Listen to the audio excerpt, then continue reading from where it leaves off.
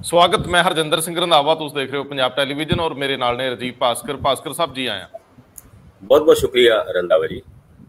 भास्कर साहब, कांग्रेस के नवे प्रधान ने अपने वादे अनुसार मंजा कांग्रेस भवन चला लिया ते नाल ही अज आज़ादी के दिहाड़े ते वर्करां नाल गल करदिआं पाता गाह बिक्रम सिंह मजीठीए नूं लिया करारे हत्थीं सुखबीर दीआं बसां तो लैके कई कुछ गणाता, लेकिन टोन इन्नी तिखी सीगी कि समझण लई एक तो वध वारी वो सारे वरतारे वरतांत नूं सुनना पिया, देखना पिया। दूजे बन्ने ईसरू दे विच इवें ही अकाली दल की स्टेज तो बिक्रम सिंह मजीठीआ कर रहे थे। सुखबीर सिंह बादल कल नूं जलंधर च तुहाडे ही शहर दे विच एक वड्डा धमाका करन जा रहे आ। ये गल तां कन्फर्म हो गई, खबर कन्फर्म है कि जगबीर बराड़ जिहड़े कि मनप्रीत बादल दे नेड़ले रिश्तेदार रहे आ और MLA भी रह चुके आ, अकाली दल च ही रहे आ, पहलों पिछे कांग्रेस दे विच सीगे, वो कल सुखबीर दे बेड़े च सवार होणगे। लेकिन एक होर साबका मंत्री, भाजपा तो साबका मंत्री कंसोवां आ रही ने, एक दो होर वड्डे चेहरे अकाली दल दा हत्थ फड़ सकते हैं। लेकिन एक खबर जिहड़ी तुसीं मेरे नाल गैर रस्मी गल करदिआं कीती सी, हरियाणे च कोई वड्डा उल्ट फेर हो रहा, मुख मंत्री बदल सकदा। भास्कर साहब की खोजी बिरती चों इहदे दुआले कुछ घुम्मियां घटनावां, लेकिन मैं होर अगे जाऊँगा। मैनूं वो भी खबर काफ़ी दिलचस्प लगदी है जिहदे विच तुसीं कैप्टन अमरिंदर सिंह और नरेंद्र मोदी दे विच पुल बने अमित शाह का जिक्र किया। अंदर दियां कुछ वो भी कंसोवां साझियां करांगे, लेकिन मैं घुम के वापस आवां। आज़ादी का दिन आ, लेकिन नवजोत सिंह सिद्धू ने ये जदों कहा कि जे निर्णय की पावर मेरे को आई तो मैं फिर दसूं। हुण मैनूं वो खोल के दस्यो कि पंजाब की राजनीति मजाइया तलख ते मुद्दिआं वाली इन्हां किद्दां हुण इहनूं इकट्ठिआं किवें, मुद्दे भी हैगे आ, तलखी भी हैगी आ, मजा भी हैगा, ते दरअसल संजीदापन कित्थों लिआवांगे? रंधावा जी 23 जुलाई ਨੂੰ ਜਦ ਸਿੱਧੂ ਉਹਨਾਂ ਦਾ ਐਜ਼ PPCC ਪ੍ਰਧਾਨ ਇੰਸਟਾਲੇਸ਼ਨ ਹੋਇਆ ਸੀਗਾ ਤੇ ਆਪਣੀ ਸਪੀਚ ਦੇ ਵਿੱਚ ਉਹਨਾਂ ਨੇ ਦੋ ਤਿੰਨ ਗੱਲਾਂ ਬੜੀ ਇੰਪੋਰਟੈਂਟ ਕੀਤੀ ਸੀ। ਇੱਕ ਤਾਂ ਚਲੋ ਬੇਅਦਬੀਆਂ ਦੇ ਮੁੱਦੇ ਤੇ ਉਹਨਾਂ ਨੇ ਕੀਤੀ ਸੀ, PPA ਪਾਵਰ ਪਰਚੇਜ਼ ਐਗਰੀਮੈਂਟ ਦੇ ਬਾਰੇ 'ਚ ਵੀ ਉਸ ਦੇ ਵਿੱਚ ਗੱਲ ਕੀਤੀ ਸੀ ਉਹਨਾਂ ਨੇ, ਔਰ ਤੀਜਾ ਡਰੱਗ ਕੇਸ, ਉਹਦੀ ਵੀ ਗੱਲ ਉਹਨਾਂ ਨੇ ਆਪਣੀ ਪ੍ਰਧਾਨਗੀ ਦੇ ਭਾਸ਼ਣ ਦੇ ਵਿੱਚ ਕੀਤੀ ਸੀ। ਅੱਜ ਬਿਸਤਰੇ ਲਾਉਣ ਵਾਲੀ ਗੱਲ ਜਿਹੜੀ ਉਸ ਦਿਨ ਕੀਤੀ ਸੀਗੀ ਕਿ 15 ਅਗਸਤ ਤੋਂ ਸਿੱਧੂ ਦਾ ਬਿਸਤਰਾ ਉਹ ਇੱਥੇ ਹੀ ਲੱਗ ਜੂਗਾ, ਉਹ ਲੱਗ ਗਿਆ ਬਿਸਤਰਾ। ਹੁਣ ਬਿਸਤਰਾ ਲਾ ਕੇ ਉਹਨਾਂ ਨੇ ਇਹ ਵੀ ਗੱਲ ਤੈਅ ਕਰਤੀ ਕਿ ਹੁਣ ਮੈਂ 24 ਘੰਟੇ ਪਾਰਟੀ ਦੀ ਸੇਵਾ ਵਾਸਤੇ ਇੱਥੇ ਅਵੇਲੇਬਲ ਹੋਵਾਂਗਾ। ਹੁਣ ਬਿਸਤਰਾ ਲੱਗਣ ਤੋਂ ਬਾਅਦ ਉਹ ਰਹਿੰਦੇ ਹੈ ਕਿ ਨਹੀਂ ਰਹਿੰਦੇ ਹੈ, ਇਹ ਤੇ ਖੈਰ ਆਉਣ ਵਾਲੇ ਦਿਨਾਂ 'ਚ ਪਤਾ ਲੱਗੇਗਾ। ਪਰ ਫਿਲਹਾਲ ਇਹ ਜ਼ਰੂਰ ਗੱਲ ਤੈਅ ਹੋ ਗਈ ਕਿ ਸਿੱਧੂ ਨੇ ਜਿਹੜਾ ਕਿਹਾ ਸੀਗਾ ਉਹ ਕੀਤਾ। ਅੱਜ ਸਿੱਧੂ ਉਹਨਾਂ ਪੂਰੇ ਰੰਗ 'ਚ ਨਜ਼ਰ ਆਏ। ਝੰਡਾ ਫਹਿਰਾਉਣ ਦੀ ਰਸਮ ਸੀਗੀ, ਉਸ ਤੋਂ ਬਾਅਦ ਪ੍ਰਧਾਨਗੀ ਦਾ ਭਾਸ਼ਣ ਕਾਂਗਰਸ ਭਵਨ ਦੇ ਵਿੱਚ ਦੇ ਰਹੇ ਸੀਗੇ। ਉਸ ਭਾਸ਼ਣ ਦੇ ਵਿੱਚ ਜੋ ਤਲਖੀ ਸੀ, ਜੋ ਅੱਗ ਸੀਗੀ, ਉਹ ਪੂਰੀ ਉਹ ਸੀਗੀ ਜਿੱਦਾਂ ਹੁਣ ਇਲੈਕਸ਼ਨ ਦਾ ਟਾਈਮ ਆ ਗਿਆ। ਔਰ ਜਿਹੜੀ ਟੋਨ ਉਹ ਖਾਸ ਕਰਕੇ ਜੀਜਾ ਸਾਲਾ, ਪੰਜਾਬ ਦੇ ਜੀਜਾ ਸਾਲਾ ਯਾਨੀ ਮਜੀਠੀਆ ਉਹਨਾਂ ਦੇ ਖਿਲਾਫ ਜਾਂ ਸੁਖਬੀਰ ਬਾਦਲ ਉਹਨਾਂ ਦੇ ਖਿਲਾਫ ਵਰਤਦੇ ਰਹੇ ਨੇ, ਉਹ ਟੋਨ ਦੇ ਵਿੱਚ ਤਿੱਖਾਪਨ ਅੱਜ ਕੁਝ ਜ਼ਿਆਦਾ ਹੋ ਗਿਆ ਸੀਗਾ। ਮਤਲਬ ਇੱਕ ਸ਼ਬਦ ਨੂੰ ਇੰਨੀ ਵਾਰੀ ਰਿਪੀਟ ਕੀਤਾ ਗਿਆ ਜਿਹੜਾ ਤੁਸੀਂ ਜ਼ਿਕਰ ਕਰ ਰਹੇ ਹੋ। ਮੈਂ ਹੈਰਾਨ ਸੀਗਾ ਕਿ ਇੰਨੀ એનર્ਜੀ, ਇੰਨਾ ਤਿੱਖਾਪਣ, ਇੰਨੀ ਤਲਖੀ, ਮਤਲਬ ਜਿੱਦਾਂ ਬੰਦੇ ਨੂੰ ਗਲੋਂ ਹੀ ਫੜ ਲੈਣਾ ਹੁੰਦਾ। ਤੇ ਇਦਾਂ ਇਸਰੋ 'ਚ ਵੀ ਇਹੀ ਗੱਲ ਹੋ ਰਹੀ ਸੀ। ਮਤਲਬ ਇਹ ਸਿਆਸਤ ਕਿਸ ਦਿਸ਼ਾ 'ਚ ਜਾ ਰਹੀ? ਤੁਸੀਂ ਗੱਲ ਅੱਗੇ ਜਾਰੀ ਰੱਖੋ। ਦੇਖੋ, ਸਿੱਧੀ ਗੱਲ ਹੈਗੀ ਹੈ ਕਿ ਨਵਜੋਤ ਸਿੰਘ ਸਿੱਧੂ ਉਹਨਾਂ ਦੀ ਰਾਜਨੀਤੀ ਦਾ ਜਨਮ, ਯਾਨੀ ਅਗਰ ਅਸੀਂ ਭਾਜਪਾ ਅਕਾਲੀ ਦਲ ਦੀ ਸਰਕਾਰ ਦੇ ਵਿੱਚ ਸਿੱਧੂ ਦੇ ਰਵੱਈਏ ਦੀ ਗੱਲ ਕਰੀਏ ਤਦ ਵੀ ਇੱਦਾਂ ਹੀ ਸੀਗਾ। ਉਹ ਹਮੇਸ਼ਾ ਮਜੀਠੀਆ ਦੇ ਖਿਲਾਫ ਆਪਣੀ ਤਲਖੀ ਨੂੰ ਬਿਲਕੁਲ ਸਟੇਜਾਂ ਤੋਂ ਲੈ ਕੇ ਆਉਂਦੇ ਨੇ। ਔਰ ਯਾਦ ਕਰੋ ਜਿਹੜੇ ਸੀਰੀਜ਼ ਆਫ ਇੰਟਰਵਿਊ ਉਹਨਾਂ ਨੇ ਪਿਛਲੇ ਮਹੀਨੇ ਜਾਂ 2 ਮਹੀਨੇ ਪਹਿਲੇ ਦਿੱਤੇ ਸੀਗੇ, ਉਹਨਾਂ ਗੱਲਾਂ ਦੇ ਵਿੱਚ ਸਿਰਫ ਔਰ ਸਿਰਫ ਇਹ ਗੱਲ ਦੇ ਉੱਤੇ ਪੂਰਾ ਜ਼ੋਰ ਦਿੱਤਾ ਸੀਗਾ। ਉਹਨਾਂ ਨੇ ਮੁੱਦਿਆਂ ਦੀ ਰਾਜਨੀਤੀ ਦੀ ਗੱਲ ਕੀਤੀ ਸੀਗੀ, ਸਿਸਟਮ ਯਾਨੀ ਕੈਪਟਨ ਅਮਰਿੰਦਰ ਸਿੰਘ ਨੂੰ ਵੀ ਨਿਸ਼ਾਨੇ ਤੇ ਲਿਆ ਸੀਗਾ। ਔਰ ਅੱਜ ਫਿਰ ਉਹਨਾਂ ਨੇ ਉਸੇ ਸਿਸਟਮ ਦੀ ਗੱਲ ਕੀਤੀ। ਉਹਨਾਂ ਨੇ ਸੁਖਬੀਰ ਬਾਦਲ, ਬਿਕਰਮ ਸਿੰਘ ਮਜੀਠੀਆ ਦੇ ਖਿਲਾਫ ਤੇ ਖੁੱਲ੍ਹ ਕੇ ਅੱਗ ਉਗਲੀ ਹੀ। ਮੈਂ ਅੱਗ ਉਗਲੀ ਇਸ ਕਰਕੇ ਕਹਿ ਰਿਹਾ ਕਿ ਕਈ ਵਾਰ ਹੁੰਦਾ ਹੈ ਕਿ ਕਿਸੇ ਕੋਰਟ ਦੇ ਫੈਸਲੇ ਆਉਣ ਤੋਂ ਪਹਿਲੇ ਜਦ ਤੁਸੀਂ ਸਿਆਸੀ ਮੁੱਦਾ ਬਣਾਉਣਾ ਚਾਹੁੰਦੇ ਹੋ ਤੇ ਉਹਦੇ ਵਿੱਚ ਤੁਹਾਨੂੰ ਬੜਕਾ ਮਾਰਨੀ ਪੈਂਦੀ ਹੈ। ਔਰ ਆਪਣੀ ਗੱਲਾਂ ਦੇ ਵਿੱਚ ਕਿਸੇ ਨਾ ਕਿਸੇ ਜਗ੍ਹਾ ਉਹ ਇਹ ਵੀ ਕਹਿ ਗਏ ਕਿ ਮੈਂ ਕੋਈ ਸਹੁੰ ਨਹੀਂ ਚੱਕੂੰਗਾ, ਮੈਂ ਕੋਈ ਵਾਅਦੇ ਨਹੀਂ ਕਰੂੰਗਾ, ਮੈਂ ਸਿੱਧਾ ਕੰਮ ਕਰੂੰਗਾ। ਔਰ ਮੇਰਾ ਇਹ ਵਚਨ ਹੈਗਾ ਲੋਕਾਂ ਦੇ ਨਾਲ ਕਿ ਜੇ ਮੇਰੇ ਕੋਲ ਪਾਵਰ ਆ ਗਈ ਤੇ ਮੈਂ ਸੁਖਬੀਰ ਬਾਦਲ ਦੇ ਹੋਟਲਾਂ ਨੂੰ ਸਕੂਲ ਦੇ ਵਿੱਚ, ਸਰਕਾਰੀ ਸਕੂਲ ਦੇ ਵਿੱਚ ਤਬਦੀਲ ਕਰ ਦੂੰਗਾ। ਔਰ ਇੱਥੇ ਤੱਕ ਕਿ ਮਜੀਠੀਆ ਉਹਨਾਂ ਦੇ ਡਰੱਗ ਦੇ ਲਿਫਾਫੇ ਕਹਿੰਦੇ ਖੁੱਲਣਗੇ ਨਹੀਂ, ਹੁਣ ਤਾਂ ਸਮਝੋ ਖੁੱਲ ਗਏ। ਯਾਨੀ 27 ਅਗਸਤ ਦੀ ਜਿਹੜੀ ਡੇਟ ਹੈਗੀ ਹੈ, ਉਸ ਡੇਟ ਦਾ ਜ਼ਿਕਰ ਕੀਤੇ ਬਗੈਰ ਉਹਨਾਂ ਨੇ ਇਹ ਗੱਲ ਕਹੀ ਕਿ ਹੁਣ ਤੇ ਜਿਹੜੇ ਲਿਫਾਫੇ ਹਾਈ ਕੋਰਟ ਦੇ ਵਿੱਚ 2.5-3 ਸਾਲਾਂ ਤੋਂ ਬੰਦ ਪਏ ਸੀ, ਉਹ ਸਮਝੋ ਖੁੱਲ ਗਏ। ਯਾਨੀ ਪੰਜਾਬ ਦੀ ਰਾਜਨੀਤੀ ਦੇ ਵਿੱਚ ਅਗਰ ਤੁਸੀਂ ਇਹਦਾ ਪਿਛੋਕੜ ਦੇਖੋ ਤੇ ਕੈਪਟਨ ਅਮਰਿੰਦਰ ਸਿੰਘ 2002 ਤੋਂ 2007 ਦੇ ਵਿੱਚ ਜਦ ਪਾਵਰ ਵਿੱਚ ਆਏ ਸੀਗੇ ਤੇ ਉਹਨਾਂ ਦਾ ਵੀ ਯੂਨੀਕ ਸੈਲਿੰਗ ਪੁਆਇੰਟ, ਯਾਨੀ ਕਿਸੇ ਵੀ ਪ੍ਰੋਡਕਟ ਦਾ, ਕਿਸੇ ਵੀ ਬੰਦੇ ਦਾ ਇੱਕ ਯੂਨੀਕ ਸੈਲਿੰਗ ਪੁਆਇੰਟ ਹੁੰਦਾ। ਉਹਨਾਂ ਦਾ ਵੀ ਇਹੀ ਸੀਗਾ ਕਿ ਜਦ ਉਹ ਸਿਆਸੀ ਸਟੇਜਾਂ ਤੋਂ ਇਹ ਕਹਿੰਦੇ ਸੀ ਵੀ ਬਾਦਲਾਂ ਨੂੰ ਲੰਮੇ ਪਾ ਕੇ ਮਾਂਜਾ ਫੇਰ ਦਾਂਗੇ, ਔਰ ਇੱਥੇ ਕਿ ਵੀ ਜਿਹੜਾ ਪਿਓ ਪੁੱਤਰ ਪੈਪਸੀ ਮੰਗਦੇ ਸੀ, ਡਾਈਟ ਮੰਗਦੇ ਸੀ, ਚਲੋ ਮੈਂ ਕਿਹਾ ਪੈਪਸੀ ਪੀ ਲਓ। ਯਾਨੀ ਪੰਜਾਬ ਦੇ ਲੋਕਾਂ ਨੂੰ ਇੱਦਾਂ ਦੀ ਗੱਲਾਂ ਸਿਆਸੀ ਸਟੇਜ ਤੋਂ, ਖਾਸ ਕਰਕੇ ਪੋਲੀਟੀਕਲ ਪਾਰਟੀ ਦਾ ਦੂਜੀ ਪੋਲੀਟੀਕਲ ਪਾਰਟੀ ਨੂੰ ਇਸ ਤਰੀਕੇ ਨਾਲ ਨਿਸ਼ਾਨਾ ਬਣਾਉਣਾ, ਉਹ ਕਿਸੇ ਨਾ ਕਿਸੇ ਜਗ੍ਹਾ ਚੱਲਦਾ ਹੈ ਔਰ ਪਸੰਦ ਵੀ ਆਉਂਦਾ ਹੈ। ਤਲਖੀ ਦੀ ਰਾਜਨੀਤੀ ਨੂੰ ਹਮੇਸ਼ਾ ਹੀ ਪੰਜਾਬੀਆਂ ਨੇ ਅੱਗੇ ਵਧਾਇਆ। ਤੁਸੀਂ ਦੱਸੋ, ਕੁਝ ਕਹਿ ਰਹੇ ਹੋ? ਮੈਂ ਭਾਸਕਰ ਸਾਹਿਬ ਭੁੱਲ ਨਾ ਜਾਵਾਂ, ਤੁਹਾਨੂੰ ਨਹੀਂ ਲੱਗਦਾ ਕਿ ਇੱਕ ਨੈਰੇਟਿਵ ਸਿਰਜਿਆ ਜਾ ਰਿਹਾ, ਇੱਕ ਤੌਰ ਤਰੀਕਾ ਬਣਾਇਆ ਜਾ ਰਿਹਾ, ਆਪਣਾ ਵਿਰੋਧੀ ਆਪ ਚੁਣਿਆ ਜਾ ਰਿਹਾ, ਆਪਣਾ ਵਿਰੋਧੀ ਆਪ ਚੁਣਿਆ ਜਾ ਰਿਹਾ? ਦੇਖੋ ਮੈਨੂੰ ਇੰਝ ਲੱਗਦਾ ਹੈ ਕਿ ਜਦੋਂ ਤੁਸੀਂ ਤਿੰਨ ਧਿਰੀ ਲੜਾਈ 'ਚ ਹੋਵੋ ਤੇ ਤੁਸੀਂ ਇੱਕ ਨੂੰ ਫੋਕਸ ਕਰ ਰਹੇ ਹੋਵੋ, ਉਹਦੇ ਦੋ ਪਹਿਲੂ ਹੁੰਦੇ ਆ। ਜਾਂ ਤਾਂ ਤੁਸੀਂ ਦੂਜੇ ਨਾਲ ਥੋੜਾ ਜਿਹਾ ਨਰਮ ਗੋਸ਼ਾ ਰੱਖਦੇ ਹੋ, ਸੌਫਟ ਕਾਰਨਰ, ਜਾਂ ਤੁਸੀਂ ਉਹਨੂੰ ਟੱਚ ਨਹੀਂ ਕਰਨਾ ਚਾਹੁੰਦੇ ਕਿ ਜੇ ਉਹਦੇ ਨਾਲ ਮੁਕਾਬਲਾ ਪਿਆ ਤਾਂ ਗੱਲ ਖਰਾਬ ਹੋਊ। ਮੈਨੂੰ ਇੰਝ ਲੱਗਦਾ ਕਿ ਇਸ ਵੇਲੇ ਅਕਾਲੀ ਦਲ ਤੀਜੇ ਨੰਬਰ ਤੇ ਸੀਗਾ, ਜਿਹਨੂੰ ਸਿੱਧੂ ਨੇ ਫੋਕਸ ਵਿੱਚ ਲਿਆ ਕੇ ਦੂਜੇ ਨੰਬਰ ਵੱਲ ਖਿੱਚ ਲਿਆਂਦਾ। ਹੁਣ ਦੂਜੇ ਨੰਬਰ ਵਾਲੀ ਧਿਰ ਨੂੰ ਢਾਉਣਾ ਥੋੜਾ ਆਸਾਨ ਹੈ, ਜਾਂ ਤੁਹਾਨੂੰ ਲੱਗਦਾ ਕਿ ਆਸਾਨ ਟੀਚਾ ਆਪ ਫੜਿਆ ਜਾ ਰਿਹਾ? ਅਕਾਲੀਆਂ ਨਾਲ ਇਹ ਲੜਾਈ ਕੈਪਟਨ ਅਮਰਿੰਦਰ ਸਿੰਘ ਹੋਣ ਜਾਂ ਸਿੱਧੂ ਹੋਣ, ਜੇ ਅਕਾਲੀਆਂ ਨਾਲ ਸਿੱਧਾ ਪਿੱਚ ਹੈ ਤਾਂ ਉਹਦੇ ਵਿੱਚ ਕੁਦਰਤੀ ਤੌਰ ਤੇ ਮਸਾਲਾ ਵੀ ਬੜਾ, ਕਹਿਣ ਨੂੰ ਬੜਾ ਕੁਛ ਹੈ, ਪੁਰਾਣੀਆਂ ਚੀਜ਼ਾਂ ਦੁਹਰਾਉਣ ਨੂੰ ਬਹੁਤ ਕੁਝ ਨੇ, ਤੇ ਲੜਾਈ ਨੂੰ ਤਿੱਖੀ ਕਰਕੇ ਜਿੱਤਿਆ ਜਾ ਸਕਦਾ। ਤੁਹਾਨੂੰ ਲੱਗਦਾ ਇਹ ਪੈਂਤੜੇਬਾਜ਼ੀ ਆ? ਦੂਜੀ ਪੈਂਤੜੇਬਾਜ਼ੀ ਕਿ ਉਸ ਧਿਰ ਨੂੰ ਹੱਥ 'ਚ ਰੱਖ ਲਓ। ਤੀਜੀ ਗੱਲ, ਕੇਜਰੀਵਾਲ ਨਾਲ ਜਦੋਂ ਲੜਾਈ ਹੋਊਗੀ, ਮੁੱਦਿਆਂ ਦੀ ਵੀ ਹੋਊਗੀ, ਉੱਥੇ ਦਿੱਲੀ ਦਾ ਮਾਡਲ ਹੈ, ਉਹਦਾ ਵੀ ਜ਼ਿਕਰ ਆਉਣ ਲੱਗ ਜਾਂਦਾ, ਪੰਜਾਬ ਮਾਡਲ ਦਾ ਜ਼ਿਕਰ ਆਉਣ ਲੱਗ ਜਾਂਦਾ, ਕਹਿਣ ਨੂੰ ਬਹੁਤਾ ਕੁਝ ਨਹੀਂ ਹੁੰਦਾ। ਇਹ ਸੋਚੀ ਸਮਝੀ ਰਣਨੀਤੀ। ਮੈਨੂੰ ਇਹ ਲੱਗਦਾ ਹੈ ਕਿ ਰੰਧਾਵਾ ਜੀ ਜਿਹੜੀ ਗੱਲ ਤੁਸੀਂ ਫੜਨ ਦੀ ਕੋਸ਼ਿਸ਼ ਕਰ ਰਹੇ ਹੋ ਉਹ ਬਿਲਕੁਲ ਠੀਕ ਹੈ। ਕੁਝ ਦਿਨ ਪਹਿਲੇ ਮੇਰੀ ਨਵਜੋਤ ਸਿੰਘ ਸਿੱਧੂ ਉਹਨਾਂ ਨਾਲ ਗੈਰ ਰਸਮੀ ਤੌਰ ਤੇ ਗੱਲਬਾਤ ਹੋਈ ਸੀ।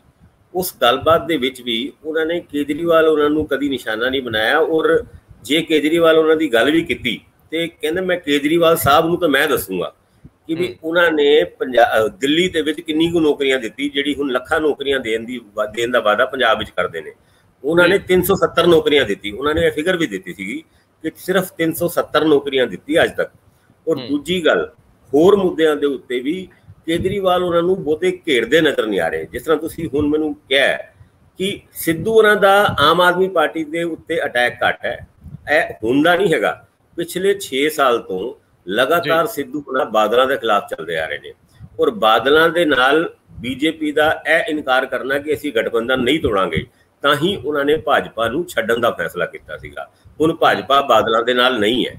ਐਨਫੋਰਸਮੈਂਟ ਡਾਇਰੈਕਟੋਰੇਟ ਦੀ ਰਿਪੋਰਟਾਂ ਦੀ ਗੱਲ ਜਦ ਅਸੀਂ ਕਰਦੇ ਹਾਂ ਤੇ ਉਹ ਵੀ ਜਦ ਗਠਬੰਧਨ ਅਕਾਲੀ ਦਲ ਭਾਜਪਾ ਦਾ ਹੁੰਦਾ ਸੀਗਾ, ਉਹਦੇ ਵਿੱਚ ਇੱਕ ਅਕਾਲੀ ਲੀਡਰ ਨੂੰ ਬਚਾਉਣ ਦੀ ਪੂਰੀ ਕੋਸ਼ਿਸ਼ ਕੀਤੀ ਗਈ। ਇਹਦੇ ਪੁਖਤਾ ਸਬੂਤ ਉਹ ਕੋਟਾਂ ਦੀ ਰਿਪੋਰਟ ਦੇ ਵਿੱਚ ਬੰਦ ਵੀ ਹੈਗੇ ਨੇ। ਉਹ ਅਗਰ ਰਿਪੋਰਟਾਂ ਸਾਰੀਆਂ ਖੁੱਲੀਆਂ ਤੇ ਉਹਦੇ ਵਿੱਚ ਇਹ ਵੀ ਗੱਲ ਸਾਬਿਤ ਹੋਏਗੀ ਕਿ ਕੌਣ ਕਿਹਦਾ ਸਾਥ ਦੇ ਰਿਹਾ ਸੀਗਾ। ਹੁਣ ਆਮ ਆਦਮੀ ਪਾਰਟੀ ਨੇ ਆਪਣਾ ਅਟੈਕ ਕੈਪਟਨ ਅਮਰਿੰਦਰ ਸਿੰਘ ਦੀ ਜਗ੍ਹਾ ਸਿੱਧੂ ਤੇ ਸ਼ੁਰੂ ਕਰਤਾ। ਤੁਸੀਂ ਦੇਖੋ ਰਾਘਵ ਚੱਡਾ ਦੀ ਪਰਸੋਂ ਦੀ ਪ੍ਰੈਸ ਕਾਨਫਰੰਸ ਲਾ ਲਓ, ਉਹ 129 ਪੇਜਾਂ ਦਾ ਮੈਨੀਫੈਸਟੋ ਉਂਗਲ ਉਠਾਉਂਦੇ ਨੇ ਸਿੱਧੂ ਦੇ ਉੱਤੇ ਕਿ ਸਿੱਧੂ ਜੀ ਤੁਸੀਂ ਹੁਣ ਪ੍ਰਧਾਨ ਬਣ ਗਏ ਹੋ, ਤੁਸੀਂ ਕੋਈ ਆਪੋਜੀਸ਼ਨ ਪਾਰਟੀ ਨਹੀਂ ਹੈਗੇ ਹੋ, ਤੁਹਾਡਾ ਫਰਜ਼ ਬਣਦਾ ਹੈ ਕਿ ਆਪਣੀ ਪਾਰਟੀ ਦੇ ਮੁੱਖ ਮੰਤਰੀ ਤੋਂ 129 ਪੇਜਾਂ ਦੇ ਮੈਨੀਫੈਸਟੋ ਦੇ ਵਿੱਚ ਕੀਤੇ ਹੋਏ ਵਾਅਦਿਆਂ ਨੂੰ ਪੂਰਾ ਕਰਵਾਓ।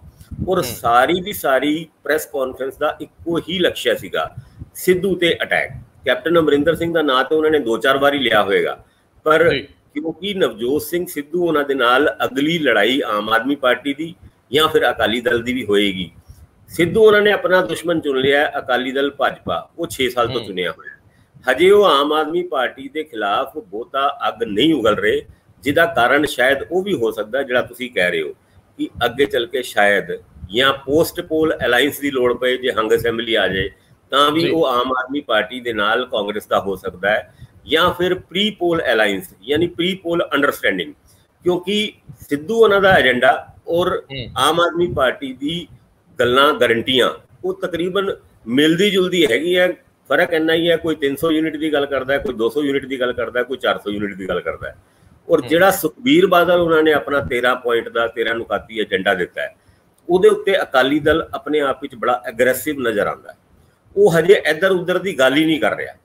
ਤੁਸੀਂ ਇਹ ਦੇਖੋ ਕਿ ਕੋਈ ਵੀ ਪੰਜਾਬੀ ਟੀਵੀ ਚੈਨਲ ਖੋਲ ਕੇ ਦੇਖ ਲਓ, ਤੁਹਾਨੂੰ ਸੁਖਬੀਰ ਬਾਦਲ ਉਹਨਾਂ ਆਪਣੇ ਇੱਕ ਇੱਕ ਪੁਆਇੰਟ ਦੇ ਉੱਤੇ ਬੋਲਦੇ ਨਜ਼ਰ ਆਏ। ਭਾਵੇਂ ਉਹਨਾਂ ਨੇ ਲਿਪਸਟਿਕ ਤੇ ਉਹ ਵੀ ਲਾਇਆ ਹੋਇਆ ਪਾਊਡਰ ਦਾ, ਯਾਨੀ ਮੇਕਅਪ ਪੂਰਾ ਕਰਕੇ ਉਹ ਆਪਣੇ ਵਾਅਦਿਆਂ ਦੇ ਬਾਰੇ ਤੇ ਪੂਰਾ ਯਾਦ ਕਰਾਉਂਦੇ ਨੇ ਲੋਕਾਂ ਨੂੰ। ਨਹੀਂ, ਪਾਊਡਰ ਲਿਪਸਟਿਕ ਨਾ ਕਹੋ, ਮੈਨੂੰ ਨਾ ਲਿਪਸਟਿਕ ਤੋਂ ਲੱਗਦਾ ਵੀ ਇਹ ਥੋੜਾ ਧੱਕਾ ਹੋ ਗਿਆ। ਨਹੀਂ, ਹੋਠ ਉਹਨਾਂ ਦੇ ਲਾਲ ਹੈਗੇ ਨਾ ਜ਼ਿਆਦਾ, ਤੇ ਕੁਝ ਨਾ ਕੁਝ ਲਾਇਆ ਹੋਵੇਗਾ ਉੱਥੇ। ਨਹੀਂ, ਹੋਠ ਲਾਲ ਦੇਖੋ ਜੀ, ਉੱਤੇ ਆਉਣ ਵਾਸਤੇ ਉਹ ਮੇਕਅਪ ਜਿਹਾ ਤੇ ਕਰਦੇ ਹੀ ਹੁੰਦੇ ਨੇ, ਪਰ ਹੋਠਾਂ ਦੇ ਵਿੱਚ ਲਾਲੀ ਕੁਝ ਹੋਰ ਹੀ ਕਹਿੰਦੀ ਹੈ। ਚਲੋ ਇਹ ਕੱਲ ਜਲੰਧਰ ਚ ਵੀ ਆਉਣਾ, ਤੁਸੀਂ ਜ਼ਰੂਰ ਨੇੜਿਓਂ ਵੇਖ ਲਿਓ। ਮੈਂ ਦੋ ਪਹਿਲੂ ਤੁਹਾਡੇ ਤੋਂ ਸਪਸ਼ਟ, ਉਹ ਜਿਹੜੀ ਲਾਲੀ ਹੈਗੀ ਹੈ ਟੀਵੀ ਦੀ ਰਿਕਾਰਡਿੰਗ ਤੋਂ ਪਹਿਲੇ ਅਕਸਰ ਤੁਸੀਂ ਦੂਰਦਰਸ਼ਨ ਤੁਸੀਂ ਵੀ ਜਾਂਦੇ ਰਹੇ ਹੋ, ਕਈ ਵਾਰ ਕਿਸੇ ਨੂੰ ਜ਼ਿਆਦਾ ਸਜਾਣਾ ਹੁੰਦਾ ਹੈ ਵੱਡੇ ਵਾਅਦੇ ਕਰਨ ਤੋਂ ਪਹਿਲੇ, ਤੇ ਉਦਾਂ ਦਾ ਸੁਖਬੀਰ ਬਾਦਲ ਉਹਨਾਂ ਨੂੰ ਵੀ ਉਸ ਟੀਵੀ ਦੇ ਵਿੱਚ ਜਿਹੜੇ ਉਹਨਾਂ ਨੇ ਆਪਣੇ ਪੁਆਇੰਟ ਰੱਖੇ ਨੇ ਉਹਦੇ ਵਿੱਚ ਤੁਸੀਂ ਉਹਨਾਂ ਦੇ ਹੋਠਾਂ ਦੇ ਵਿੱਚ ਨਜ਼ਰ ਪਾਓਗੇ ਤੇ ਤੁਹਾਨੂੰ ਕੁਛ ਲਾਲੀ ਜ਼ਿਆਦਾ ਹੀ ਨਜ਼ਰ ਆਏਗੀ। ਔਰ ਉਸ ਲਾਲੀ ਦੀ ਵਜ੍ਹਾ ਤੁਸੀਂ ਸਮਝ ਸਕਦੇ ਹੋ ਕਿ ਵੀ ਉਹ ਸੱਚ ਬੋਲ ਰਹੇ ਹੈ ਜਾਂ ਝੂਠ ਬੋਲ ਰਹੇ ਹੈ, ਇਹ ਤੇ ਆਉਣ ਵਾਲੇ ਟਾਈਮ ਵਿੱਚ ਹੀ ਪਤਾ ਲੱਗੂਗਾ। ਪਰ ਉਹ ਲਾਲੀ ਉਹਨਾਂ ਦੇ ਵਾਅਦਿਆਂ ਦੇ ਵਿੱਚ ਇੱਕ ਰੌਣਕ ਤੇ ਲੈ ਕੇ ਆ ਜਾਂਦੀ। ਬਿਲਕੁਲ ਠੀਕ ਹੈ, ਲੇਕਿਨ ਇੱਕ ਪਹਿਲੂ ਜਿਹੜਾ ਮੈਂ ਜ਼ਰੂਰ ਸਪਸ਼ਟ ਕਰਨਾ ਚਾਹੂੰਗਾ, ਗੱਲ ਮੁੱਕ ਜੇ ਤੇ ਚੰਗਾ ਹੁੰਦਾ, ਫਿਰ ਵਿੱਚ ਫਸੀ ਰਹਿੰਦੀ ਹੈ। ਜਿਹੜੀ ਗੱਲ ਤੁਸੀਂ ਕਹੀ ਹੈ ਕਿ ਪ੍ਰੀ ਪੋਲ ਜਾਂ ਪੋਸਟ ਪੋਲ ਜਿਹੜਾ ਆਪਸ ਵਿੱਚ ਲੈਣ ਦੇਣ ਹੋ ਜਾਂਦਾ, ਨੈਗੋਸੀਏਸ਼ਨ ਹੋ ਜਾਂਦੀਆਂ, ਹੰਗ ਅਸੈਂਬਲੀ ਦੀ ਸਥਿਤੀ 'ਚ ਆਪਸ ਵਿੱਚ ਮਿਲ ਕੇ ਕਿ ਚਲੋ ਇਕੱਠੇ ਤੁਰ ਪੈਂਦੇ ਆ। ਲੇਕਿਨ ਇੱਕ ਪਹਿਲੂ ਇਹ ਵੀ ਹੁੰਦਾ ਕਈ ਵਾਰੀ ਕਿ ਜਿਸ ਬੰਦੇ ਦੀ ਸਥਿਤੀ ਆਪਣੀ ਨਾਜ਼ੁਕ ਹੋਵੇ, ਉਹਨੂੰ ਅਜੇ ਚਿਹਰਾ ਅਨਾਉਂਸ ਨਾ ਕੀਤਾ ਗਿਆ ਹੋਵੇ, ਉਹਨੂੰ ਇਲੈਕਸ਼ਨ ਤੋਂ ਪਹਿਲਾਂ ਜੇ ਕਿਧਰੇ ਫਿਰ ਵੀ ਪੰਜਾਬ ਦੇ ਹਿੱਤਾਂ ਲਈ ਜੰਪ ਕਰਨ ਦੀ ਲੋੜ ਪਵੇ, ਉਹਦੇ ਨੂੰ ਲੱਤ ਮਾਰਨ ਦੀ, ਤਾਂ ਉਹ ਵੀ ਸੰਭਾਵਨਾ ਬਣੀ ਰਵੇ। ਅਦਰਵਾਈਜ਼ ਇੱਕ ਹੋਰ ਪਹਿਲੂ ਆ ਕਿ ਜੇਕਰ ਤੁਸੀਂ ਕੱਲ ਨੂੰ ਆਪਣੀਆਂ ਖਾਹਿਸ਼ਾਂ ਪੂਰੀਆਂ ਕਰਨ ਲਈ ਪਾਰਟੀ ਵੀ ਤੋੜਨੀ ਪਵੇ ਤਾਂ ਕੋਈ ਹਰਜ ਨਹੀਂ, ਜਦੋਂ ਤੁਸੀਂ ਮੰਨ ਲਓ ਸਰਕਾਰ ਬਣਾਉਣ ਦੀ ਸਥਿਤੀ 'ਚ ਨਾ ਹੋਵੋ। ਲੇਕਿਨ ਇਸ ਤੋਂ ਵੀ ਇੱਕ ਅਗਲਾ ਪੱਖ ਮੈਂ ਜਿਹੜਾ ਤੁਹਾਡੇ ਨਾਲ ਸਾਂਝਾ ਕਰਨਾ ਚਾਹੁੰਦਾ ਜਾਂ ਜਾਣਨਾ ਚਾਹੁੰਦਾ ਹੈ ਕਿ ਕੀ ਜਿਹੜੀ ਸਥਿਤੀ ਬਣ ਰਹੀ ਆ ਉਹਦੇ ਵਿੱਚ ਨਵਜੋਤ ਸਿੰਘ ਸਿੱਧੂ ਨੂੰ ਸਿਰਫ ਵਰਤਿਆ ਜਾਊਗਾ? ਇੰਨੇ ਅਗਰੈਸ਼ਨ ਨਾਲ ਉਹ ਜੇ ਅੱਗੇ ਵਧਿਆ ਤੇ ਕੁਦਰਤੀ ਉਹ ਕਾਂਗਰਸ ਦੀ ਚੋਣ ਮੁਹਿੰਮ ਨੂੰ ਵੱਡਾ ਕਰ ਲੈਣਗੇ, ਔਰ ਉਹ ਚੋਣ ਮੁਹਿੰਮ ਦਿਲਚਸਪ ਵੀ ਹੋ ਜਾਊਗੀ। ਕਾਂਗਰਸ ਦੇ ਵਰਕਰ 'ਚ ਉਤਸ਼ਾਹ ਵੀ ਹੋਊਗਾ, ਇਹਦੇ 'ਚ ਕੋਈ ਦੋ ਰਾਵਾਂ ਨਹੀਂ। ਪਰ ਕੀ ਕਾਂਗਰਸ ਦੇ ਕਲਚਰ ਅਨੁਸਾਰ ਜੇ ਮੁੱਖ ਮੰਤਰੀ ਦੀ ਅਨਾਉਂਸਮੈਂਟ ਨਹੀਂ ਹੁੰਦੀ ਤੇ ਕੈਪਟਨ ਅਮਰਿੰਦਰ ਤੇ ਸਿੱਧੂ ਦੀ ਲੜਾਈ 'ਚ ਕਿਸੇ ਤੀਜੇ ਦਾ ਵੀ ਦਾਅ ਲੱਗ ਸਕਦਾ? ਇਹ ਵੀ ਸੰਭਾਵਨਾ ਹੈ, ਕਿਉਂਕਿ ਕਾਂਗਰਸ 'ਚ ਕੁਝ ਵੀ ਹੋ ਸਕਦਾ।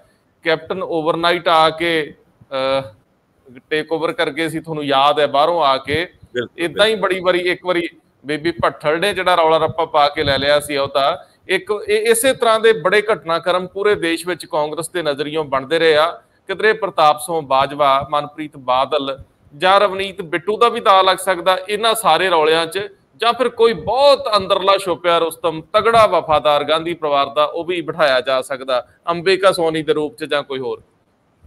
ਦੇਖੋ ਰੰਧਾਵਾ ਜੀ, ਜਿਹੜਾ ਅੱਜ ਦਾ ਸਿੱਧੂ ਦਾ ਭਾਸ਼ਣ ਔਰ ਸਿੱਧੂ ਦੇ PPCC ਪ੍ਰਧਾਨ ਬਣਨ ਤੋਂ ਪਹਿਲੇ ਵੀ ਜਿਹੜੀ ਉਹਨਾਂ ਨੇ ਸੀਰੀਜ਼ ਆਫ ਇੰਟਰਵਿਊਜ਼ ਕੀਤੀ ਸੀਗੀ, ਉਹਦੇ ਰਾਹੀਂ ਉਹਨਾਂ ਨੇ ਕਾਂਗਰਸ ਦੇ ਵੀ ਇਸ ਵਾਸਤੇ ਜਾਂ ਆਪਣੇ ਵਾਸਤੇ ਪੰਜਾਬ ਦੇ ਵਿੱਚ ਇੱਕ ਪੋਲੀਟੀਕਲ ਟੋਨ ਸੈੱਟ ਕੀਤੀ ਹੈ ਜੀ। ਸਾਰਿਆਂ ਨੂੰ ਪਤਾ ਹੈ ਕਿ ਕਾਂਗਰਸ ਦੇ 4.5 ਸਾਲ ਦੇ ਕਾਰਜਕਾਲ ਦੇ ਵਿੱਚ ਕੁਝ ਵੀ ਇਦਾਂ ਦਾ ਨਹੀਂ ਹੈਗਾ ਜਿਹਦੇ ਕਰਕੇ ਸਿਆਸੀ ਸਟੇਜਾਂ ਤੋਂ ਲੋਕਾਂ ਤੋਂ ਵੋਟ ਮੰਗੀ ਜਾ ਸਕਦੀ ਹੈ।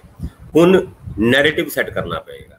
ਨੈਰੇਟਿਵ, ਜਿਸ ਤਰ੍ਹਾਂ ਮੈਂ ਪਹਿਲੇ ਵੀ ਕਿਹਾ ਕਿ ਪੰਜਾਬ ਦੇ ਵਿੱਚ ਤਲਖੀ ਦੀ ਰਾਜਨੀਤੀ ਬੜੀ ਐਕਸੈਪਟਡ ਹੈਗੀ ਹੈ, ਲੋਕ ਉਹਨੂੰ ਐਕਸੈਪਟ ਵੀ ਕਰਦੇ ਨੇ ਔਰ ਲੋਕ ਮਜ਼ੇ ਵੀ ਲੈਂਦੇ ਨੇ। ਬੜੀ ਤਾੜੀ ਵੱਜਦੀ ਹੈ। ਅੱਜ ਤੁਸੀਂ ਕਾਂਗਰਸ ਭਵਨ ਦੇ ਵਿੱਚ ਜਦ ਸਿੱਧੂ ਉਹਨਾਂ ਭਾਸ਼ਣ ਦੇ ਰਹੇ ਸੀਗੇ ਤੇ ਤੁਸੀਂ ਉੱਥੇ ਮਾਹੌਲ ਦੇਖਣਾ ਸੀਗਾ, ਉਹ ਏਦਾਂ ਯੂਥ ਉੱਥੇ ਭਰਿਆ ਪਿਆ ਸੀਗਾ। ਉਹ ਮਾਹੌਲ ਆਪਣੇ ਆਪ ਵਿੱਚ ਸਿੱਧੂ ਉਹਨਾਂ ਨੂੰ ਏਦਾਂ ਦੀ ਤਲਖੀ ਵਾਲੀ ਗੱਲਾਂ ਹੋਰ ਕਰਨ ਵਾਸਤੇ ਉਤਸ਼ਾਹਿਤ ਵੀ ਕਰਦਾ ਹੈ ਤੇ ਉਹਨਾਂ ਨੂੰ ਇਨਸਟੀਗੇਟ ਵੀ ਕਰਦਾ ਹੈ। ਹੁਣ ਜਿਹੜੀ ਗੱਲਾਂ ਅੱਜ ਹੋਈਆਂ, ਜਿਹੜੀ ਪਹਿਲੇ ਹੋਈ ਸੀ, ਜਿਸ ਤਰ੍ਹਾਂ ਮੈਂ ਪਹਿਲੇ ਵੀ ਕਹਿ ਚੁੱਕਿਆ ਕਿ 4.5 ਸਾਲ ਦੇ ਵਿੱਚ ਕਾਂਗਰਸ ਦੇ ਕਾਰਜਕਾਲ ਦੇ ਵਿੱਚ ਇੱਦਾਂ ਦਾ ਕੋਈ ਵੱਡਾ ਕੰਮ ਨਹੀਂ ਹੋਇਆ, ਇੱਦਾਂ ਦਾ ਕੋਈ ਚੰਗਾ ਕੰਮ ਨਹੀਂ ਹੋਇਆ ਜਿਹਦੇ ਕਰਕੇ ਆਪਾਂ ਕਾਂਗਰਸ ਵਾਸਤੇ ਦੁਬਾਰਾ ਵੋਟ ਮੰਗ ਸਕਦੇ ਹਾਂ। ਹੁਣ ਜਿਹੜਾ ਨੈਰੇਟਿਵ ਸਿੱਧੂ ਉਹਨਾਂ ਨੇ ਸੈੱਟ ਕੀਤਾ ਹੈ, ਇਹਦੇ ਨਾਲ ਸ਼ਾਇਦ ਗੱਲ ਬਣ ਸਕਦੀ ਹੈ। ਹੁਣ ਕੈਪਟਨ ਅਮਰਿੰਦਰ ਸਿੰਘ ਉਹਨਾਂ ਦਾ ਕਾਂਗਰਸ ਦੇ ਵਿੱਚ ਕੀ ਫਿਊਚਰ? ਲੱਗਦਾ ਨਹੀਂ ਕਿ ਕੈਪਟਨ ਸਾਹਿਬ, ਕਿਉਂਕਿ ਜਿਨ੍ਹਾਂ ਮੁੱਦਿਆਂ ਤੇ ਸਿੱਧੂ ਉਹਨਾਂ ਚਾਹੁੰਦੇ ਨੇ ਕਿ ਕੈਪਟਨ ਸਾਹਿਬ ਕੰਮ ਕਰਨ, ਉਹਨਾਂ ਮੁੱਦਿਆਂ ਤੇ 4.5 ਸਾਲ ਫਰੈਂਡਲੀ ਮੈਚ ਖੇਡਣ ਤੋਂ ਬਾਅਦ ਕੈਪਟਨ ਸਾਹਿਬ ਉਹਨਾਂ ਮੁੱਦਿਆਂ ਤੇ ਬਹੁਤਾ ਕੋਈ ਕਾਰਗੁਜ਼ਾਰੀ ਕਰ ਨਹੀਂ ਸਕਦੇ। ਕਿਉਂਕਿ ਜਦ ਤੁਸੀਂ 4.5 ਸਾਲ ਪਿਚ ਸੈੱਟ ਕਰਦੇ ਹੋ ਤੇ ਉਹਦੇ ਵਿੱਚ ਕਈ ਇਸ ਤਰ੍ਹਾਂ ਦੇ ਨੁਕਤੇ ਹੁੰਦੇ ਨੇ, ਜੇ ਕੁਝ ਪੁੱਟੋਗੇ ਤੇ ਉਹ ਵੀ ਗੱਲਾਂ ਨਿਕਲਣਗੀਆਂ ਜਿਹੜੀ ਤੁਸੀਂ ਫਰੈਂਡਲੀ ਮੈਚ ਦੇ ਤੁਹਾਡੇ ਤੇ ਆਰੋਪ ਲੱਗਦੇ ਨੇ। ਹੁਣ ਅੱਗੇ ਚੱਲ ਕੇ ਸਿੱਧੂ ਨੂੰ ਪ੍ਰਧਾਨ ਦੇ ਤੌਰ ਤੇ ਕਾਂਗਰਸ ਨੇ ਲਾਤਾ, ਅੱਗੇ ਅਗਰ ਮੁੱਖ ਮੰਤਰੀ ਦੇ ਤੌਰ ਤੇ ਵੀ ਪ੍ਰੋਜੈਕਟ ਕਰਦੇ ਨੇ ਤਾਂ ਹੀ ਉਹ ਅੱਗੇ ਵਧਣਗੇ। ਔਰ ਅੱਜ ਦੇ ਭਾਸ਼ਣ ਦੇ ਵਿੱਚ ਉਹਨਾਂ ਨੇ ਇਹ ਗੱਲ ਕਲੀਅਰ ਵੀ ਕਰਦੀ, ਜੇ ਕਿਤੇ ਮੇਰੇ ਕੋਲ ਪਾਵਰ ਆ ਗਈ, ਯਾਨੀ ਸਿੱਧੂ ਨਿਰਣੇ ਦੀ, ਅਜੇ ਤਾਂ ਮੈਂ ਸੰਗਠਨ ਦਾ ਮੁਖੀ ਆ, ਜੇ ਮੇਰੇ ਕੋਲ ਨਿਰਣੇ ਦੀ ਪਾਵਰ ਆਈ ਫਿਰ ਦੱਸੂ। ਔਰ ਇੱਥੇ ਤੱਕ ਕਿ ਜਿਹੜੀ ਗੱਲ ਉਹਨਾਂ ਨੇ, ਕਿਉਂਕਿ ਇਹ ਗੱਲ ਤਦ ਵੀ ਕੀਤੀ ਸੀ ਜਦ ਕੈਪਟਨ ਸਾਹਿਬ ਦੇ ਨਾਲ ਉਹਨਾਂ ਦੇ ਬਹੁਤੇ ਰਿਲੇਸ਼ਨ ਸ਼ੁਰੂ ਚ ਖਰਾਬ ਹੋਏ ਸੀਗੇ, ਲੇਕਿਨ ਤਦ ਵੀ ਇਹ ਕਈ ਵਾਰ ਕਹਿੰਦੇ ਸੀ ਜੇ ਮੈਨੂੰ ਇੱਕ ਦਿਨ ਵਾਸਤੇ ਵੀ ਜੇ ਮੈਨੂੰ ਹੋਮ ਮਿਨਿਸਟਰੀ ਦੇ ਦਿੱਤੀ ਜਾਏ ਤੇ ਮੈਂ ਦੱਸੂ ਬਾਦਲਾਂ ਦਾ ਬੰਦਾ ਕੀ ਹੈ। ਅੱਜ ਉਹੀ ਗੱਲ ਦੁਬਾਰਾ ਉਹਨਾਂ ਨੇ ਰਿਪੀਟ ਕੀਤੀ, ਜੇ ਕਿਤੇ ਮੇਰੇ ਕੋਲ ਪਾਵਰ ਆ ਗਈ, ਜੇ ਕਿਤੇ ਮੈਨੂੰ ਸੰਗਠਨ ਦੇ ਹੈੱਡ ਤੋਂ ਇਲਾਵਾ ਐਗਜ਼ੀਕਿਊਟਿਵ ਪਾਵਰ ਵੀ ਮਿਲ ਗਈ ਤੇ ਮੈਂ ਬਿਲਕੁਲ 24 ਘੰਟੇ ਦੇ ਵਿੱਚ ਸਿੱਟੇ ਕੱਟ ਦੂੰਗਾ। ਇਹ ਗੱਲਾਂ ਜਿਹੜੀ ਹੈ ਇੱਕ ਟੋਨ ਸੈੱਟ ਹੋ ਰਹੀ ਹੈ। ਅਗਲਾ ਸਵਾਲ ਤੁਹਾਡਾ ਆਇਆ ਸੀਗਾ ਕਿ ਕਿੱਥੇ ਦੋ ਬਿੱਲੀਆਂ ਦੀ ਲੜਾਈਆਂ ਦੇ ਵਿੱਚ ਬਾਂਦਰ ਤੇ ਨਹੀਂ ਰੋਟੀ ਲੈ ਜਾਊਗਾ, ਉਹਦੇ ਵਿੱਚ ਵੀ ਸੰਭਾਵਨਾਵਾਂ ਪੂਰੀ ਬਣੀਆਂ। ਗੱਲ ਸੁਣੋ ਕਹਾਵਤ ਨੂੰ ਬੰਦਿਆਂ ਨਾਲ ਨਾ ਜੋੜੋ, ਗੁੱਸਾ ਕਰ ਜਾਣਗੇ, ਮਾਫੀ ਮੰਗ ਲੈਂਦੇ ਆ। ਵੈਸੇ ਭਾਸਕਰ ਸਾਹਿਬ ਦਾ ਮਨ ਨਹੀਂ ਹੈਗਾ ਐਵੇਂ ਕੋਈ ਮੁੱਖ ਮੰਤਰੀ ਬਣਿਆ ਬੈਠਾ ਨਾਲ ਆਪਣੇ ਨਾਲ ਜੋੜ ਜੇ ਇਸ ਗੱਲ ਨੂੰ, ਨਾ ਸੌਰੀ, ਨਾਲੇ ਆਪਾਂ ਕਿਉਂ ਕਹਿਣਾ। ਚਲੋ ਤੁਹਾਡੀ ਗੱਲ ਠੀਕ ਹੈ, ਪਰ ਕਈ ਵਾਰ ਅਸੀਂ ਇਹ ਗੱਲ ਕਹਿੰਦੇ ਆ ਹਾਥੀ ਦੇ ਦੰਦ ਖਾਣ ਦੇ ਹੋਰ ਦਿਖਾਣ ਦੇ ਹੋਰ, ਤੇ ਇਹਦਾ ਮਤਲਬ ਇਹ ਨਹੀਂ ਹੁੰਦਾ ਕਿ ਉਹ ਬੰਦਾ ਹਾਥੀ ਬਣ ਜਾਂਦਾ ਹੈ। ਉਸ ਬੰਦੇ ਦੀ ਨੇਚਰ ਦੀ ਗੱਲ ਕਰ ਰਹੇ ਆ। ਏਦਾਂ ਹੀ ਇਹ ਜਿਹੜੀ ਬਿੱਲੀਆਂ ਵਾਲੀ ਕਹਾਵਤ ਹੈਗੀ ਹੈ, ਇਹ ਬੜੀ ਫੇਮਸ ਹੈਗੀ ਹੈ ਔਰ ਸਾਰਿਆਂ ਨੂੰ ਪਤਾ ਹੈ ਕਿ ਜੇ ਅਸੀਂ ਬਾਂਦਰ ਕਿਸੇ ਨੂੰ ਕਹਿ ਰਹੇ ਹਾਂ ਜਿਸ ਬਾਂਦਰ ਦਾ ਸਾਨੂੰ ਹਜੇ ਪਤਾ ਵੀ ਨਹੀਂ, ਯਾਨੀ ਅਸੀਂ ਇਹ ਗੱਲ ਕਹਿ ਰਹੇ ਹਾਂ ਕਿ ਦੋ ਬਿੱਲੀਆਂ ਦੀ ਲੜਾਈ ਦੇ ਵਿੱਚ ਬਾਂਦਰ ਰੋਟੀ ਅਕਸਰ ਲੈ ਜਾਂਦਾ ਹੁੰਦਾ।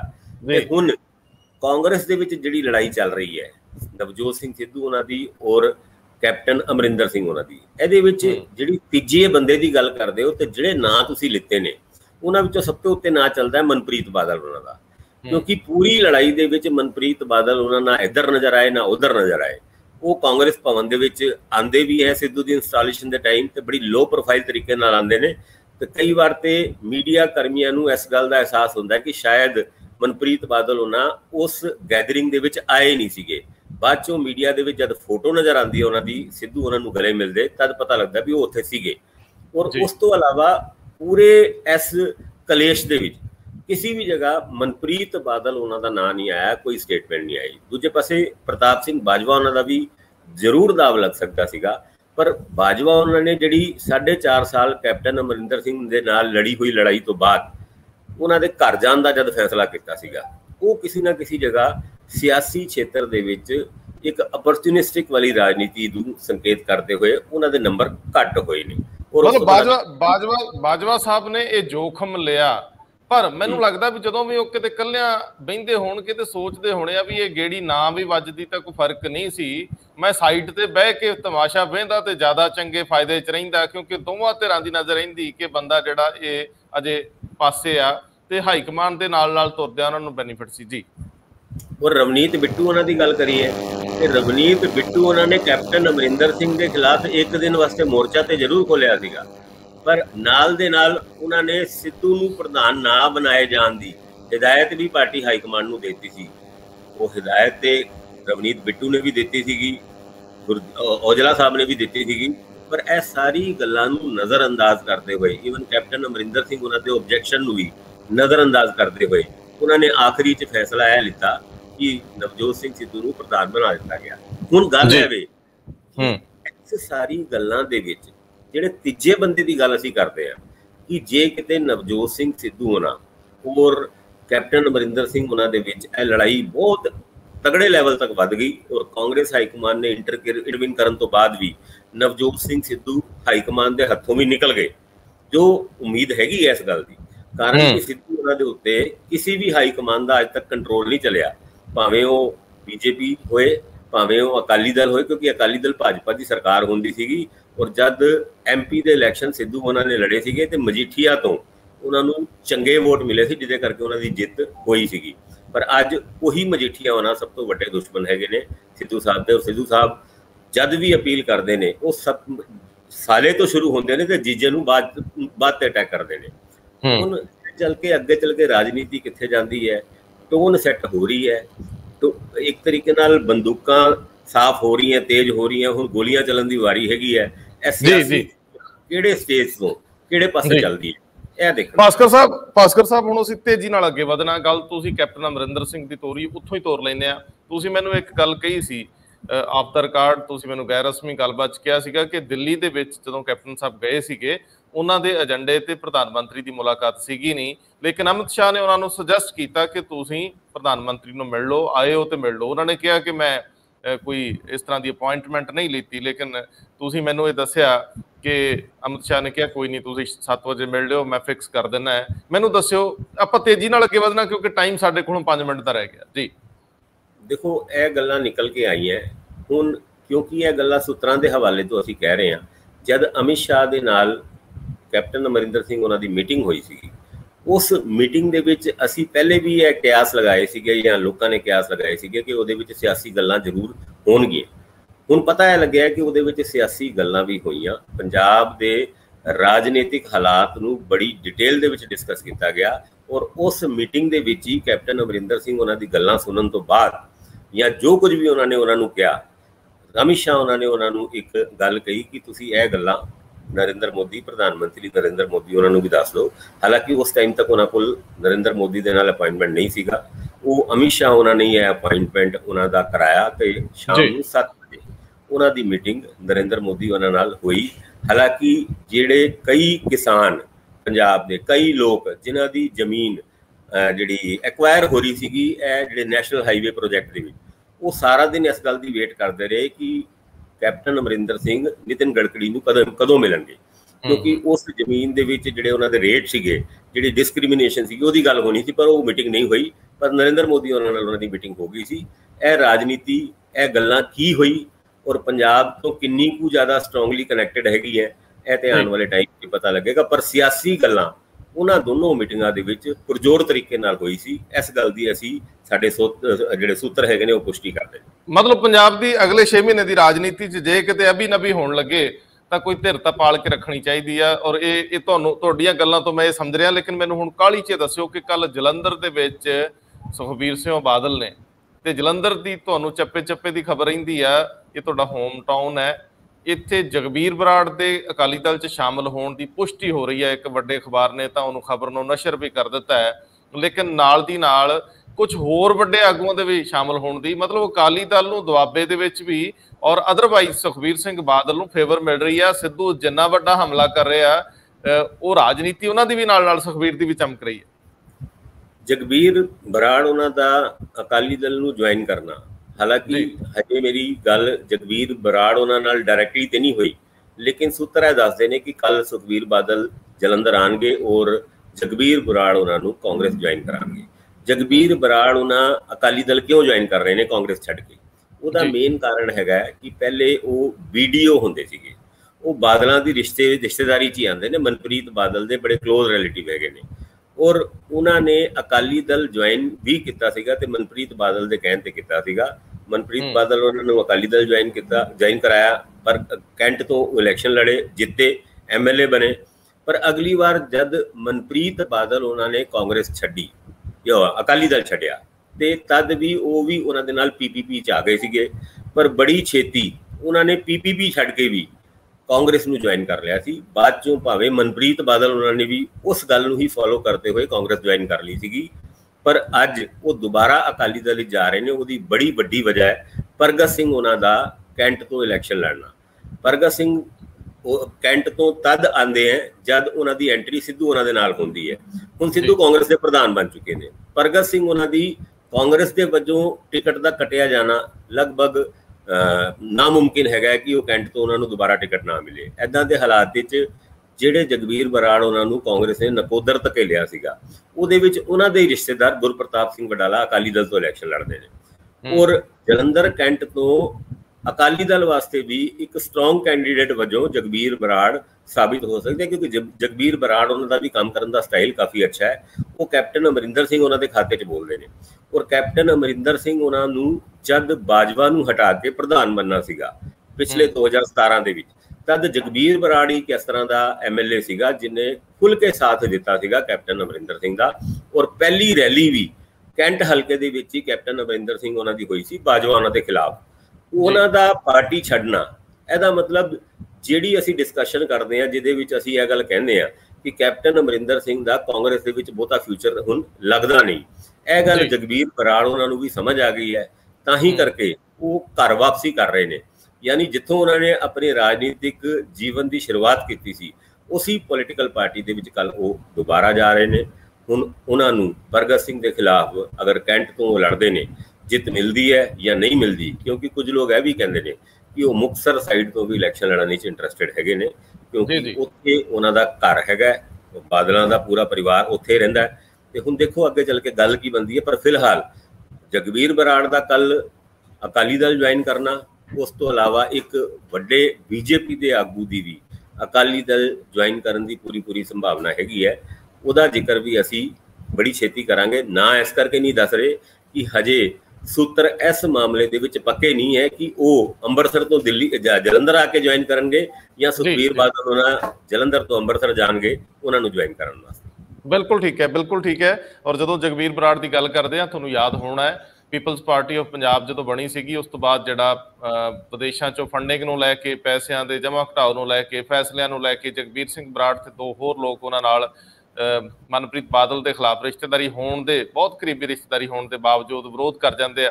ਸੋ ਹੁਣ ਇਹ ਵੀ ਜਿਹੜੀਆਂ ਸਾਕ ਸਕੀਰੀਆਂ ਇਹਨਾਂ ਨੂੰ ਜਮ੍ਹਾਂ ਘਟਾਓ ਕਰਕੇ ਵੇਖਿਆ ਜਾ ਰਿਹਾ ਕਿ ਕਿਤੇ ਜੇ ਪਹਿਲਾਂ ਸੁਖਬੀਰ ਸਿੰਘ ਬਾਦਲ ਜਗਬੀਰ ਨੂੰ ਲੈ ਜਾਂਦੇ ਆ ਤੇ ਕੱਲ ਨੂੰ ਭੱਜੀਆਂ ਬਾਈ ਗੱਲ ਨੂੰ ਆਉਣ ਵਾਲੀ ਗੱਲ ਨਾ ਹੋ ਜੇ, ਜੇ ਕਿਧਰੇ ਕਾਂਗਰਸ ਦੇ ਵਿੱਚ ਬਹੁਤਾ ਰਫੜ ਵੱਧਦਾ ਹੈ ਜਾਂ ਗੱਲ ਨਹੀਂ ਬਣਦੀ ਦਿਸਦੀ, ਤੇ ਮਨਪ੍ਰੀਤ ਬਾਦਲ ਵੀ ਆਪਣੀ ਜੀਵਨ ਹਯਾਤੀ 'ਚ ਦੁਬਾਰਾ ਚਾਚੇ ਤਾਇਆਂ ਦੇ ਇਕੱਠ ਵਿੱਚ ਉਸ ਵੱਡੇ ਮੇਲ ਦੇ ਵਿੱਚ ਸ਼ਾਮਲ ਹੋ ਸਕਦੇ ਆ। ਜਾਂਦੇ ਜਾਂਦੇ ਥੋੜੇ ਜਿਹੇ ਪੀਰੀਅਡ 'ਚ ਮੈਨੂੰ ਦੱਸ ਦਿਓ, ਹਰਿਆਣੇ ਦੀ ਖਬਰ ਦੇ ਰਹੇ ਸੀ ਤੁਸੀਂ, ਮੁੱਖ ਮੰਤਰੀ ਬਦਲੇ ਜਾਣ ਦੀ ਕਨਸੋ ਕਹਿ ਰਹੇ ਸੀਗੇ, ਭਾਵੇਂ ਕਿ ਉਹਨਾਂ ਨੂੰ ਇੱਕ ਪਰਿਵਾਰਕ ਟ੍ਰੈਜਡੀ ਦਾ ਸਾਹਮਣਾ ਹੈ ਮਨੋਹਰ ਲਾਲ ਖੱਟੜ ਨੂੰ, ਲੇਕਿਨ ਜਿਹੜੀ ਕਨਸੋ ਤੁਸੀਂ ਮੈਨੂੰ ਦੱਸੀ ਹੈ ਕਿ ਉਹਨਾਂ ਦੀ ਜਗ੍ਹਾ ਮੁੱਖ ਮੰਤਰੀ ਦਾ ਚਿਹਰਾ ਹਰਿਆਣੇ ਦੇ ਵਿੱਚੋਂ ਹੀ ਇੱਕ ਮੰਤਰੀ ਔਰ ਤੇਜ਼ ਤਰਾਰ ਤਿੱਖਾ ਮੰਤਰੀ ਲਾਇਆ ਜਾ ਸਕਦਾ, ਕਿਉਂਕਿ ਕਿਸਾਨੀ ਸੰਕਟ ਹਰਿਆਣੇ ਦਿੱਲੀ ਦੀਆਂ ਬਰੂਹਾਂ ਦੇ ਵਿੱਚ ਇਹਨੂੰ ਹੈਂਡਲ ਕਰਨ 'ਚ ਮਨੋਹਰ ਲਾਲ ਖੱਟੜ ਨੂੰ ਲੈ ਕੇ ਸ਼ਾਇਦ ਨਰਿੰਦਰ ਮੋਦੀ ਜਾਂ ਉਹਨਾਂ ਦੀ ਗਵਰਨਮੈਂਟ ਉਨੀ ਤਸੱਲੀ 'ਚ ਨਹੀਂ ਗਈ। ਕੀ ਕਹਿੰਦੇ ਹੋ?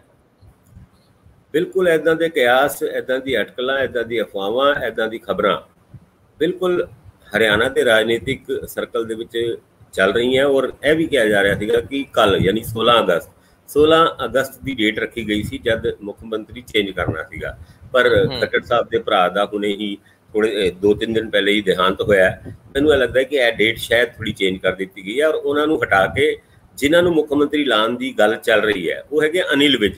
ਔਰ ਅਨਿਲ ਵਿਜ ਦੀ ਤਲਖੀ ਦੀ ਰਾਜਨੀਤੀ, ਯਾਨੀ ਅਨਿਲ ਵਿਜ ਹਰਿਆਣਾ ਦੇ ਵਿੱਚ ਉਹ ਸ਼ਖਸੀਅਤ, ਉਹ ਲੀਡਰ ਮੰਨੇ ਜਾਂਦੇ ਨੇ ਜਿੱਦਾਂ ਕਿ ਕਿਸੇ ਵੀ ਮੁੱਦੇ ਤੇ ਜਿਹਦੇ ਵਿੱਚ ਭਾਜਪਾ ਫਸਦੀ ਨਜ਼ਰ ਆਉਂਦੀ ਹੈ ਉਹ ਉਹਨਾਂ ਮੁੱਦਿਆਂ ਤੇ ਖੁੱਲ੍ਹ ਕੇ ਗੱਲ ਕਰਦੇ ਨੇ ਔਰ ਅਟੈਕਿੰਗ ਮੋਡ ਵਿੱਚ ਬੈਟਿੰਗ ਕਰਦੇ ਨੇ। ਔਰ ਇਸ ਕਰਕੇ ਹਰਿਆਣਾ ਦੀ ਰਾਜਨੀਤੀ ਦੇ ਵਿੱਚ ਅਨਿਲ ਵਿਜ ਨੂੰ ਅੱਗੇ ਲੈ ਕੇ ਆਉਣਾ, ਉਹ ਆਪਣੇ ਆਪ ਵਿੱਚ ਸੋਚੀ ਸਮਝੀ ਇੱਕ ਰਾਜਨੀਤੀ BJP ਕਰਨ ਜਾ ਰਹੀ ਹੈ। ਹੁਣ ਹੁੰਦਾ ਕਦੋਂ ਹੈ, ਕੱਲ ਹੁੰਦਾ ਹੈ ਜਾਂ ਹਫ਼ਤੇ ਬਾਅਦ ਹੁੰਦਾ ਹੈ, ਇਹਦੀ ਤੇ ਅਸੀਂ ਆਉਣ ਵਾਲੇ ਟਾਈਮ ਵਿੱਚ ਪਤਾ ਲੱਗੇਗਾ। ਪਰ ਫਿਲਹਾਲ ਇਹ ਡਿਸੀਜ਼ਨ ਲੈ ਲਿਆ ਗਿਆ ਸੀਗਾ, ਇਸ ਗੱਲ ਦੀ ਪੁਸ਼ਟੀ ਕਈ ਰਾਜਨੀਤਿਕ ਸੂਤਰਾਂ ਨੇ ਕੀਤੀ ਹੈ। ਜੀ ਭਾਸਕਰ ਸਾਹਿਬ, ਬਹੁਤ ਮਿਹਰਬਾਨੀ, ਬਹੁਤ ਧੰਨਵਾਦ। ਧੰਨਵਾਦ ਜੀ।